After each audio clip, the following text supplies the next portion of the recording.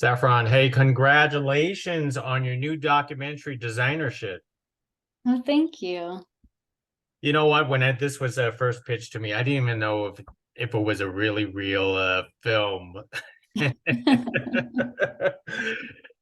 mean, sorry, I had to laugh about it, but I mean, we have to know what inspired you to even make this into a documentary in the first place. What why did you want to put this on film?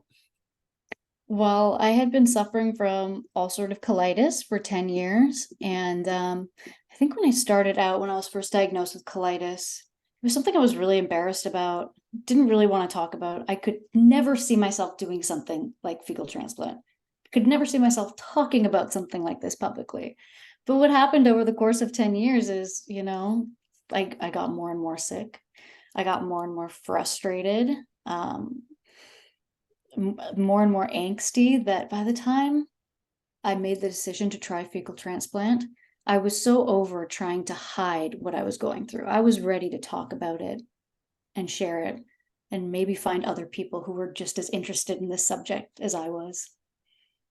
So how did you convince yourself to to talk about this? Because the comfort level on talking about a disease is one thing, but the comfort level on talking about fecal matter is probably an entire different world at this point.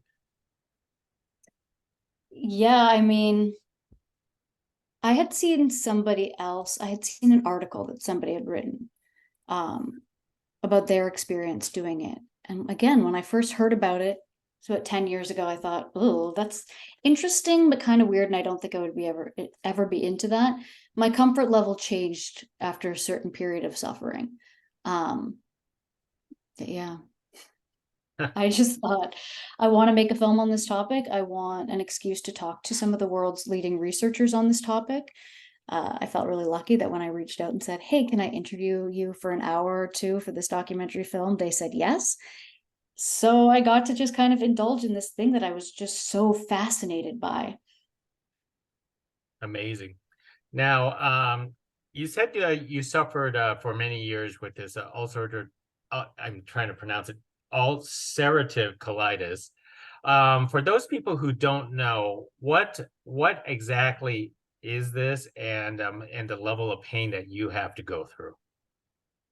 Ulcerative colitis is an autoimmune condition that affects the colon. So it's basically your immune system attacking your colon.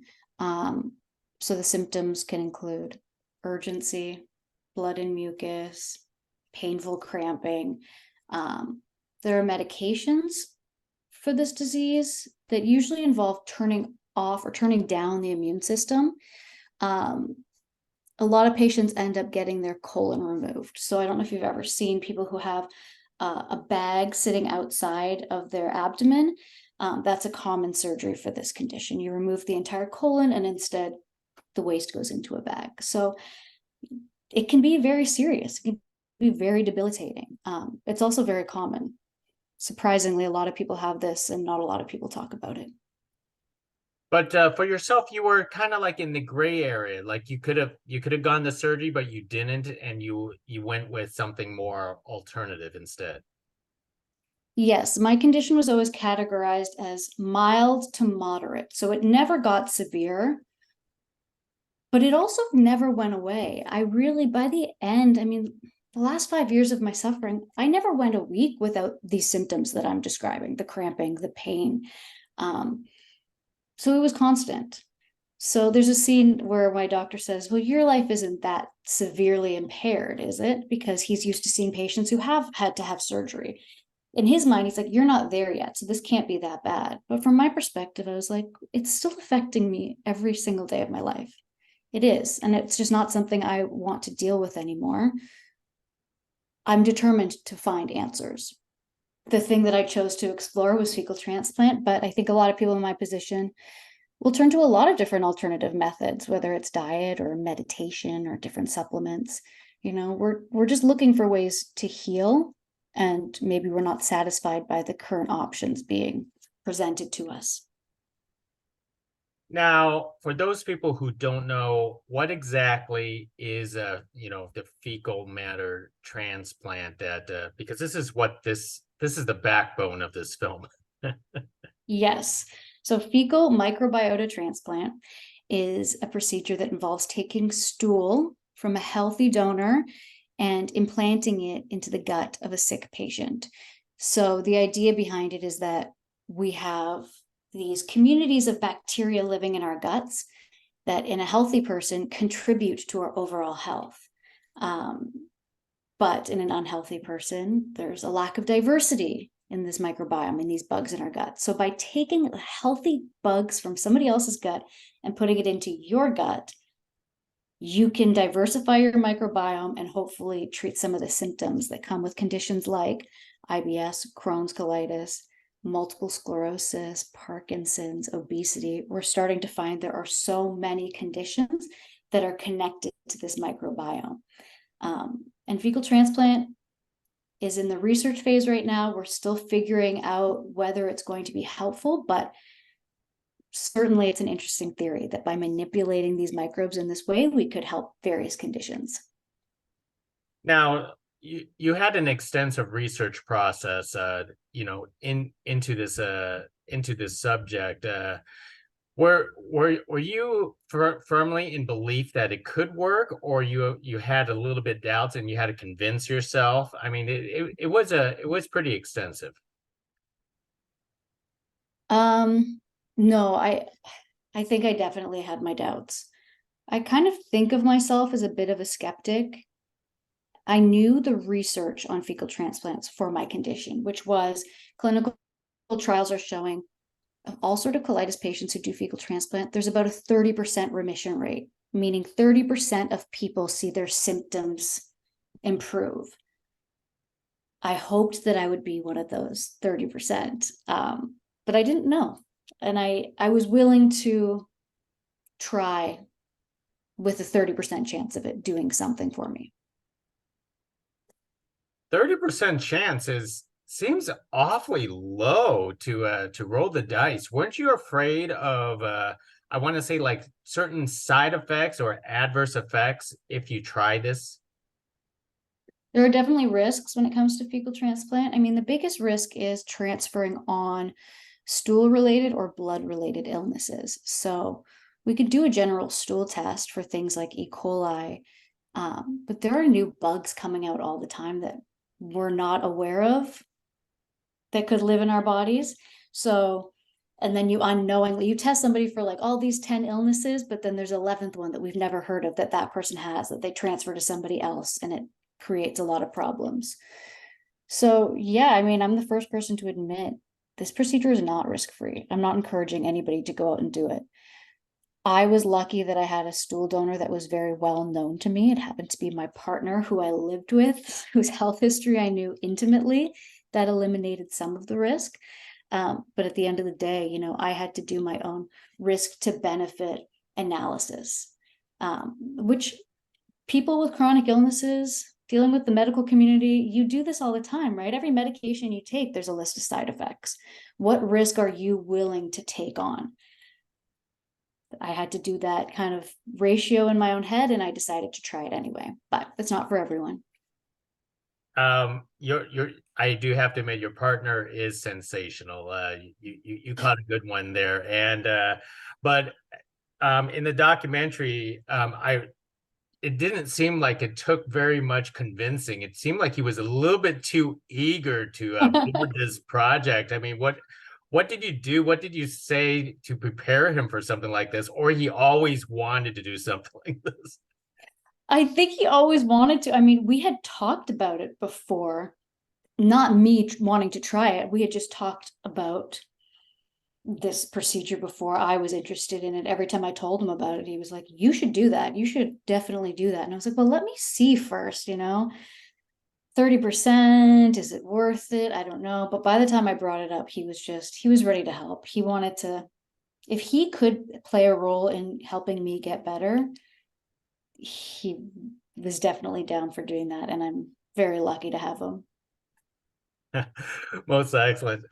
I know a lot of documentarians usually like to be the fly on the wall, but you are the central subject of your own film. Tell us about how you wanted to film yourself through this entire, production. Did you even have a crew, or you did literally film yourself? I had one camera person who was like one of my closest friends. So that was it. It was just me and him, and then my husband in some of the scenes. So yeah, it was a very, very small crew. So the filming of it was very intimate and private.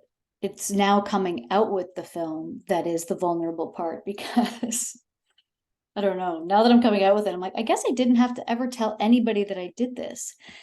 I could have kept it my own little secret, but I do, as we, get toward releasing this, I'm hearing a lot of people reach out who are thankful for seeing their struggles reflected. So I'm realizing that it is important, and I am happy that I did decide to do it. It doesn't mean that it's easy to talk about, but it gets easier the more I do talk about it. For yourself, were there any regrets of any incidents during this entire time? Would you have done anything differently? No, in hindsight, I wouldn't. It's still not widely available, fecal transplant. Your best bet is to join a clinical trial because it's still in the research phase, or to wait. Um, at the time, my two options were waiting or doing it myself. And I'm glad that I did do it myself. I would still be waiting today if I hadn't just taken matters into my own hands. So, yeah, I can't say I regret doing it. Did I enjoy doing it? Did I enjoy blending poop on my own? No. If there was an easier option, I would have loved to take it, but there isn't an easier option yet. This is something that worked well for me. It might not work for everybody, but I'm I'm happy that I took control of my own health and thankfully saw some good results. So just to reiterate, so basically what you're saying, it was definitely worth the experience. It was worth the experience, but I don't know if I could do it again. Most excellent. Well, Saffron, let me ask one important question today is how are you doing today? I know you mentioned it in the film, but we want to know like if all of this was a significant vast improvement of, obviously there are many theories of what you are at today. As of today, I've been in remission, which means symptom free, for just over 3 years, which, like I said prior, I don't think I ever went more than a week without symptoms. So going 3+ years without symptoms is amazing. I eat whatever I want. I try to eat healthy, but if I don't eat healthy, it's not a disaster. I'm able to do more in my life and not be stressed out in social situations and have anxiety in certain situations around my symptoms. So I feel really lucky. It's interesting looking back at the film and seeing the version of myself at the beginning and how sick I was. So I don't know, maybe for somebody else who's going through this, it'll offer a bit of hope that whether it's fecal transplant or something else, you deserve to have that kind of good, solid remission. And just to be sure and completely sure, you're off all medications, right? No, I'm not off all medications. I should be clear about that. I still take a medication called 5-ASA. It's a very mild medication with very little side effects. I think I set out on this journey hoping to never have to take medication again. I have changed my expectations.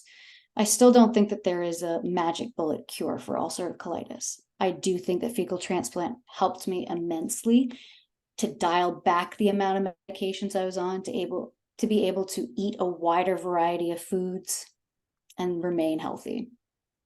That is terrific to hear. It sounds like you have normalized your life, and that's what you actually want. Well, so that is great. And Saffron, what's next after this? I don't know how you follow another film after something like Designer Shit. Well, for now, I am focused on getting this film out into the world. So we're doing a 3-day free VOD window. So if you're interested in watching the film, you can watch it for free September 22nd to September 26th. And you can go to our website, designershipdocumentary.com, to find out information on that. And then in November, we are doing a series of educational panels. So we're teaming up with patient advocacy groups, foundations, researchers to do a variety of panels on this subject of fecal transplant, the microbiome, various conditions affected by it. So if you're interested in this subject, we have all of those panels that you might be interested in. Most excellent. Well, Saffron, thank you very much for this conversation about FMT and your documentary, Designership. It will be, your style of filming was delightful. I mean, it was just something to smile about through and being educated at the same time. So thank you very much. Thank you. It was